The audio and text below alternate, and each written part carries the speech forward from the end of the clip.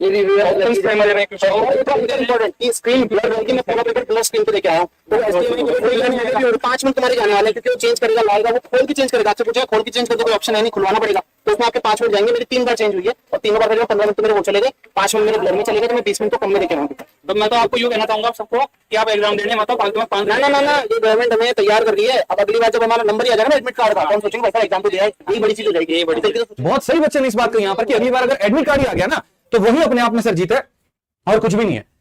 इस व्यवस्था को हम बहुत शानदार अगर व्यवस्था कहते हैं तो धिक्कार है ऐसी व्यवस्था पे। ऐसी व्यवस्था बिल्कुल भी नहीं चाहिए। इससे बढ़िया भाई साहब तुम पेपर ही मतलब ज्यादा सही है। बैंड बजा रखी है, ऐसी तैसी कर रखी है, आश्वासन के नाम पे खाली झूठा लॉलीपॉप देकर के भेज देते हैं आप। डिवाइड एंड रूल का काम चल रहा है और कुछ भी नहीं चल रहा है यहाँ पे। जिस चीज को 31 तारीख को शुरू किया गया था, आज वो चीज आते आते एकदम चरमरा सी गई है, खत्म सी हो गई है और काफी ऐसी चीजें बन गई जो बननी नहीं चाहिए थी। जिस पर बात होनी थी बात उसके ऊपर में नहीं हो रही है और इसके अलावा दुनिया की जो टॉपिक्स मिल रहे हैं उसके ऊपर में चर्चा हो रहा है। किसी को 1% भी इस बात का डर है कि सीजन में 40 लाख एस्पिरेंट उनका पेपर कैसे होने वाला है? 1% भी इस बात का होश है कि उनके साथ में क्या होगा? इस बात से तो डरो कम से कम यहां पर कि जो लोग इस तरीके से चुन करके जाएंगे वो सिस्टम की क्या हालत करने वाले हैं। नकली पुलिस ऑफिसर भर करके अगर गया तो तुम्हारी सुनवाई करेगा, तुम्हें न्याय दिलाएगा, तुम्हारे जो है पता चले कि तुम्हारा कोई केस है, अगर उसको सॉल्व भी कर पाएगा कि नहीं कर पाएगा। क्या होगा उस देश का जहां पर चोर ज्यादा इंटेलिजेंट है पुलिस ऑफिसर से? सोचिए वहां पर क्या होगा। और ये सारी की सारी व्यवस्था क्यों होगी? क्योंकि एसएससी ऐसा कर रही है। सिस्टम ही सही नहीं है, सर्वर ही सही नहीं है, पेपर ही सही नहीं है, फिर ये बोलते हैं कि हम इसको सही कर देंगे। कैसे करोगे? किस तरीके से करोगे? आप मुझे ये बताओ किस तरीके से आप यहां पर करोगे? मैं आपको आज के सारे इश्यूज दिखाता हूं। आप देखो यहां पे गुरुदेव प्रणाम, बहुत प्रॉब्लम हो रही है मैथ सारा स्टेनो के पेपर में जो कि आज तक नहीं हुआ। इंग्लिश के क्वेश्चन के ऑप्शन से मिल रहे हैं, सिस्टम नहीं चल रहा है प्रॉपर्टी, क्या होगा? और जब बच्चा वहां सेंटर पे बोल रहा है उसको धमका दिया जा रहा है। अरे तुम वहां धमका लोगे ना, उसके बाद में आकर के तुमको मैसेज करेगा।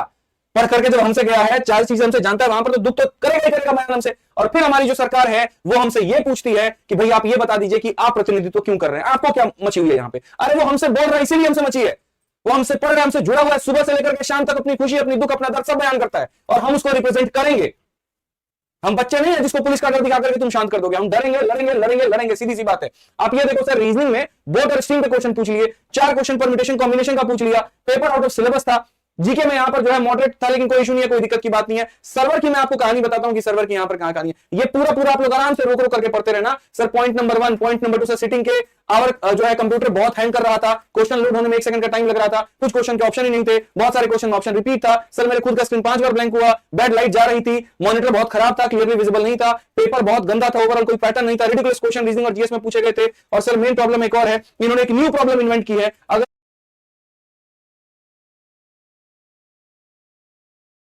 हैं कि भाई हमारी चीजें सही हो जाएंगी। आप जरा इस हालत को देखिए यहां पर कि किस तरीके से सिस्टम हमारा पूरा का पूरा खराब हो रहा है, इसके बारे में जरा सोचिए। पूरा मतलब, और यहां पर ये सर मेरा एग्जाम था, मेरा सिस्टम ही बंद हो गया। जब एग्जामिनर को बोला तो बोलता है कि आपके खिलाफ एफआईआर करवा देंगे। और मेरा एहसान में ऐसा सर था, तमिलनाडु में सेंटर आया मेरा।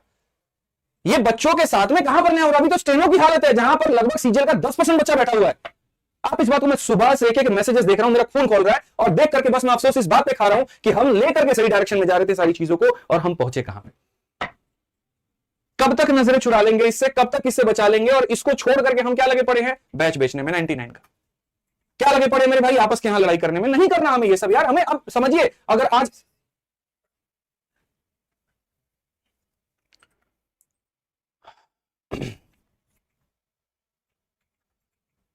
मैं आपको कुछ चीजें और दिखाता हूं यहां पर, आप जरा समझिए।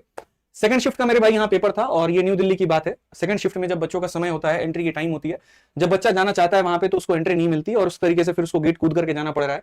इस तरीके से लोगों के साथ में सारी की सारी परेशानी हो रही है। अब मैं आपको एक छोटी सी बात बताता हूँ। असल में क्या होता है, मेरी इमोशंस थोड़े से ज्यादा जुड़े हुए होते हैं। मैं कई बार बहुत ज्यादा ही भावनात्मक हो जाता हूं और मुझे लगता है कि मतलब शायद मैं शिक्षक नहीं होता तो ठीक होता, क्योंकि मैं यहाँ पर जिस प्रोफेशन को मैंने चूज किया ना, वहां पर बोलना मेरा अधिकार है, मैं बोलता हूँ। फिर कई लोगों को चीजें बुरी लग जाती हैं। मैं चाहता नहीं किसी को भी हर्ट करना, ऑनेस्टली बताऊं तो यार। मेरा बस एक ही सा रीजन है और वो बस इतना सा कहना है यहाँ पर कि भाई देखो गलत हो रहा है। आप सारे शिक्षकों से मेरा एक निवेदन है कि आपके बच्चे हैं, ये सिर्फ मेरे बच्चे नहीं है। आपने भी इनको पढ़ाया है, हमने भी इनको पढ़ाया है, आपने भी इनको बुद्धि दी है, हमने भी इनको बुद्धि दी है। तो अगर इनके साथ में गलत होगा तो खड़ा भी हमें और आप ही को रहना पड़ेगा। तरीके आपके और मेरे अलग अलग हो सकते हैं, मैं इस बात को मानता हूं, लेकिन हमारा जो मुद्दा है वो एक ही है। और इसके ऊपर में बैठ करके अगर हमने आवाज नहीं उठाई ना तो शायद मेरे भाई कोई आवाज नहीं उठा पाएगा। आज भारत में जितने भी बच्चे हैं जो हमें देख रहे हैं, जितने भी बच्चे हैं जो हमें सुन रहे हैं, उनकी एक अलग ही आस हम सभी से जुड़ी हुई है। हमने इनको सिलेक्शन फेज 13 में इनके हाल पर छोड़ दिया। हमने इनको छोड़ दिया कि हाँ भाई जो चीजें हो रही हैं ठीक है, बहुत बेहतर बात है। और छोड़ने जैसा शब्द मैं क्यों इस्तेमाल कर रहा हूँ, क्योंकि अगर वो पेपर कैंसिल हो गया होता तो मैं उसको जीत मानता। उसका हवाला एसएससी ने दे दिया कि चलो उसमें हो गया, कोई बात नहीं, हम स्टेनो में सही करेंगे। यही हवाला वो सीजल में भी देने वाले। इसलिए मैं आपसे 2-3 बातें पूछ रहा हूं कि सबसे पहले सिलेक्शन फेज 13 में जो हुआ, क्या उसके ऊपर में सरकार ने कोई संज्ञान लिया? क्या उसको लेकर के कहीं पर कोई नोटिस आया? क्या उसको लेकर के कैंसिलेशन पर कोई बात हुई है? कहीं पर भी कोई बात नहीं हुई है। जो मेरे भाई स्टेनो 2025 का पेपर था, आपने देखा कि कितने बढ़िया तरीके से इसका शुभारंभ हो चुका है, बहुत बढ़िया तरीके से इसका शुभारंभ हो चुका है, आप देख सकते हैं यहां पर। और अभी आप आने वाला आपका सीजन 2025 और तीनों में एक जगह पर भी एक भी एसएससी के द्वारा कोई भी ऑफिशियल नोटिस नहीं है। ये एक सिंगल ऑफिशियल नोटिस मेरे भाई यहां पर नहीं, आप इस बात को मान करके चलिए। वो एक जगह पर भी इस बात को स्वीकार नहीं कर रहे हैं कि कितनी गलतियां हुई हैं, कैसे क्या हुई हैं और इसका रेप्लिकेशन क्या होगा, इसको कैसे वो सॉल्व करने वाले हैं। इनके साथ में अभी तक क्या न्याय हुआ? नहीं हुआ है। क्या इनके साथ में न्याय होगा? नहीं होगा। जिस तरीके से रवैया चल रहा है सीजल वालों की तो हालत बुरी होने वाली है। आप सेंटर मिसमैनेजमेंट की बात है, जब हमने यहाँ पर जो हमारे टीचर्स थे डीओपीटी मिनिस्टर से जब वो मिलने गए, जब उन्होंने उनसे पूछा, उन्होंने कहा नहीं कोई दिक्कत की बात नहीं होगी, सब बहुत बेहतर होगा। लेकिन क्या सेंटर मिसमैनेजमेंट की चीजें आज सॉल्व हुई है स्टेनो के पेपर में? नहीं हुई है, दूर दूर तक नहीं हुई है। दूरी क्या कम हुई है? बिल्कुल भी नहीं हुआ है। सिर्फ 79% बच्चों को ही उनका सेंटर मिला है, फर्स्ट सेकंड थर्ड प्रेफरेंस। और फर्स्ट सेकंड थर्ड प्रेफरेंस भी ऐसा नहीं होता है जैसे फर्स्ट सेंटर अगर दिल्ली है ना तो दूसरा अजमेर आता है, तीसरा अलवर आता है। अगर हम दिल्ली से भरते हैं, नॉर्थन रीजन में भरते हैं, तो वो अपने आप में ही काफी दूर होते हैं। और इसके अलावा जो बाकी 20% बच्चे उनका तो एवरेज ही 200 किलोमीटर का है, तो किसी का 500 किलोमीटर 600 किलोमीटर भी होगा। तो इसके ऊपर में एसएससी ने कोई वर्कआउट नहीं किया है। जो चेयरमैन साहब ने कहा था कि इसके ऊपर में हम काम करेंगे, कोई काम नहीं हुआ है। क्या इंफ्रास्ट्रक्चर के ऊपर में कहीं पर कोई काम हुआ है? तो बिल्कुल भी कोई काम नहीं है। फैन, लाइट और माउस ये तो बहुत बेसिक सी चीज थी, इसके ऊपर में तो और घटिया कर दिया। सिक्योरिटी की हालत मैंने आपको बता दी, जहां पर सिक्योरिटी सुधारनी थी कि कोई मोबाइल लेकर के ना जाए, वहां पर सिक्योरिटी और बाउंसर्स को लगा करके कर दिया गया कि जैसे कोई बच्चा बोले धमका दो कि उसके ऊपर में एफआईआर कर देंगे, उसको पीट देंगे, उसको मार देंगे, उसको सारी चीजें कर देंगे। ठीक है, और ये बहुत अच्छा काम इन्होंने सिक्योरिटी में थोड़ा अपने आप को अपग्रेड कर लिया है। तीसरा, अगर हम बात करें क्वेश्चंस को लेकर के, तो क्वेश्चंस का लेवल की क्या कहानी है? पूरा आउट ऑफ द बॉक्स है। कोई भी चीज ऐसी नहीं थी कि जो सिलेबस में इन्होंने दिया और उससे मेल खाता हो। क्वेश्चंस की अगर हम बात करें यहां पर तो महारद्दी है यहां पे। ठीक है, आप जीएस में भी देखो, जीएस थोड़ा ठीक ठाक पूछा गया था, कोई दिक्कत नहीं है। मैथ को जबरदस्ती घुसा दिया गया, वो कहानी है। और ऐसा आपको देखने को मिलेगा। कल के दिन हो सकता है कि आपके सीजल में आईआईटी के क्वेश्चंस डाल दिए जाएं, क्योंकि जो उनका क्वेश्चन सेट करने वाला वेंडर है वो भी इनकॉम्पिटेंट है, उसको भी ये तक नहीं पता कि कौन से पेपर में किस तरह के सवाल पूछे जाते हैं। ये भी बहुत खराब हालत है। सर्वर और ऑप्शन वाली कहानी तो आप जानते ही हैं कि एक एक में 3-3 ऑप्शन आ रहे हैं, 2-2 ऑप्शन आ रहे हैं और उसके बाद भी ऑप्शन हमारे सेम हो रहे हैं।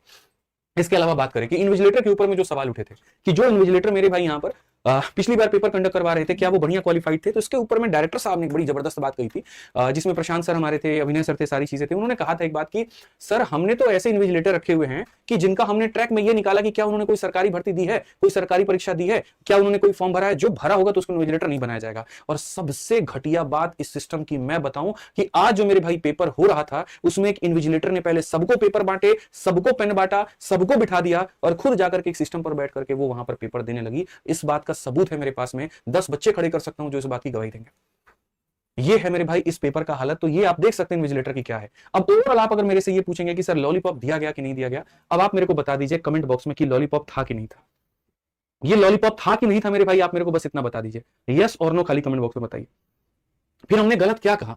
कल के वीडियो में हमने यही तो कहा वहां पर कि जिस तरीके से उन्होंने बातें कही है वो मैं सामने जानता हूं, that is a fishy thing और कुछ नहीं है। वो सारी की सारी बातें अपने आप में फिशी है। और मैंने यही बात कही थी कल के वीडियो में भी कि अगर मान लीजिए कि जो भी लोग चेयरमैन साहब से मिलने गए थे और मिनिस्टर साहब से मिलने गए थे, वो एंड में अगर ये कंक्लूजन दे देते ना कि भैया देखो जैसे इन्होंने हमें वादा किया है, बहुत अच्छी बात है, ठीक है, शानदार है, इनके वादों पर हम यहाँ पर एक मौका इनको देते हैं, क्योंकि मतलब वो कहते हैं ना यहाँ पर कि हर किसी को एक मौका देना चाहिए अपने सुधार के लिए, अगर उसको अपनी गलती का एहसास है तो अगर मेरे भाई उनको अपनी गलती का एहसास था, आप उनको बेशक बोलिए ठीक है सर कोई दिक्कत की बात नहीं है, आप हफ्ते ले लीजिए, 10 दिन ले लीजिए, 12 दिन ले लीजिए, सॉर्ट आउट कर दीजिए, पेपर में बच्चों की प्रॉब्लम नहीं है। लेकिन अगर प्रॉब्लम आ गई तो सर उसके बाद में हमारी आपकी मीटिंग यहाँ पर नहीं होगी और इस तरीके से नहीं होगी।